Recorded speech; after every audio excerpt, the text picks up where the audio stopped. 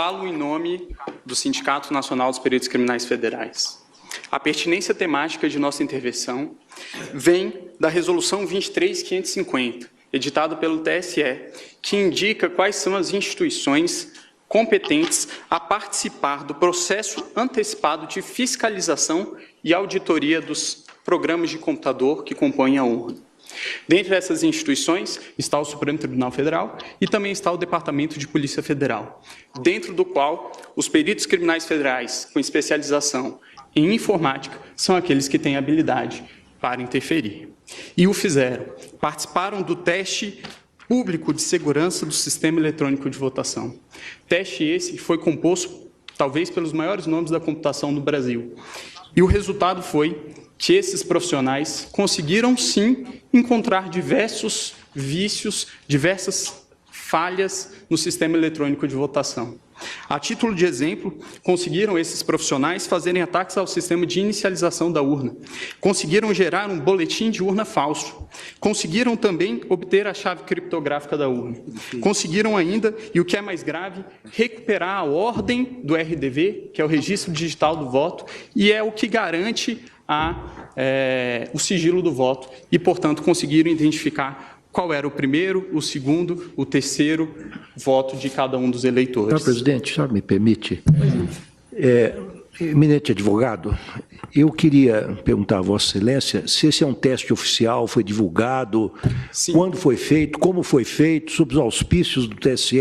O TSE já fez. Porque queria dizer a Vossa Excelência que quando fui presidente do TSE, isso não significa absolutamente nenhuma antecipação de voto, opinião, nós fizemos uma auditoria pública por meio de edital, com personalidades que testaram a rigidez das urnas e que foram recrutadas, ou se habilitaram, melhor dizendo, a esse teste, pessoas oriundas da academia, das Forças Armadas, particulares, e naquela ocasião, depois de uma semana de testes intensivos, nenhuma falha nas urnas foi encontrada. Então, eu queria apenas que Vossa Excelência, se pudesse, esclarecesse que tipo de teste é esse que foi feito e quando foi feito, sob os auspícios de quem, a pedido de quem e como é que isto foi divulgado. Os testes foram feitos... a participação, se possível, agregando a Vossa Excelência, do próprio Tribunal Superior Eleitoral, que faz esses chamamentos públicos diuturnamente. Os testes... Porque essa, senhor presidente, é uma imputação muito séria. Da maior gravidade. Da maior gravidade. Séria, e precisa verificar a verossimilhança disso.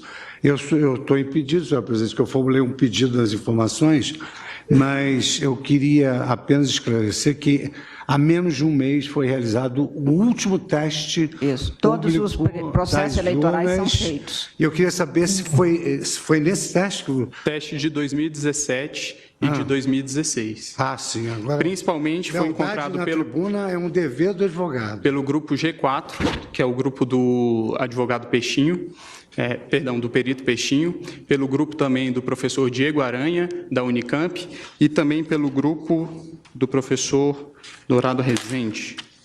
Ok? Se o relatório do TSE... Para deixar isso claro, o TSE, com licença do advogado, o TSE, a rigor, sempre fez esses testes. Todos os chamamentos são feitos. E isso está, inclusive, nos atos normativos que balizam toda essa questão. E houve, de fato, e o tribunal sempre chamou, na verdade, chama os melhores hackers, os melhores peritos, para fazerem esse teste em nome da segurança do sistema. E depois faz o reteste, de modo que isto, neste caso, inclusive, o tribunal reconheceu o trabalho do professor Diego Aranha, que conseguiu progresso, mostrou falhas e depois houve a reprogramação. De modo que isso é absolutamente normal e só mostra a seriedade com que o TSE tem-se havido nesse tipo de matéria. É absolutamente rotineiro isso que se faz. Mas só para efeito de... É que eu essa é uma agradeço afirmação até que está sendo feita da tribuna, é muito séria. O questionamento do realmente. ministro Lewandowski, exatamente porque talvez as pessoas não saibam que estes testes são feitos a cada período, publicamente, com chamamento público e dado a público, inclusive, todas as informações relativas, mas Vossa Excelência continue e eu darei o interregno do questionamento. Obrigado, e apenas em resposta ao questionamento, o relatório a que me refiro é o relatório mencionado pelo ministro Gilmar Mendes e que está disponível no site do TSE. A minha indagação, o último reteste feito é de 2018, esses dados? 2017. 2017. 2016, 2009, 10, 16 e 17. Mas, a despeito de tudo isso, os peritos criminais não estão aqui para um retrocesso. Os peritos criminais reconhecem, com certeza, os grandes avanços que foram conquistados pela urna eletrônica. E é bom que fique bastante claro que a impressão do registro de voto não é um adeus ao voto eletrônico. O voto eletrônico permanece sendo um voto eletrônico, apenas com mais um mecanismo de auditoria. E aí é importante trazer quais são os 3 principais pontos que são indicados como as auditorias possíveis e viáveis em uma situação como essa. Indica os técnicos responsáveis pela elaboração do sistema, que o RDV seria o registro digital do voto, seria um mecanismo para se apurar, se embaralhar os votos e se apurar a quantidade de votos. É bem verdade, mas esse sistema, o RDV, apenas permite apurar se foi adicionado ou excluído algum voto, e não se o voto foi registrado devidamente como o eleitor confirmou no momento que apertou o botão.